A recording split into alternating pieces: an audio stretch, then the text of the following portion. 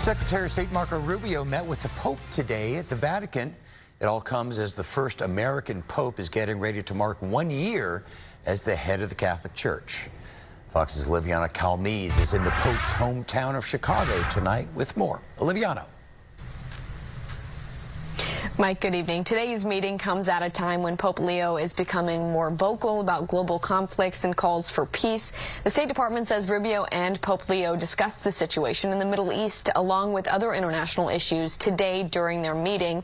In recent weeks, though, President Trump has been going after Pope Leo over his response to the war in Iran after the Pope called for peace and diplomacy while criticizing escalation in the region.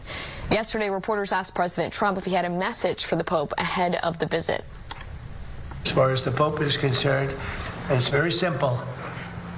Whether I make him happy or I don't make him happy, Iran cannot have a nuclear weapon.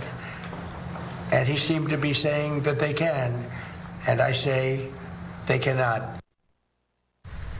Tomorrow will mark 1 year since the Chicago native Robert Prevost became the first American elected pope. Vatican journalist Elise Ann Allen, who just wrote a new biography about Pope Leo, tells me he takes a slower and more reflective approach to leadership and says Leo kept a lower profile as a cardinal, but says now he's more comfortable speaking out on global issues.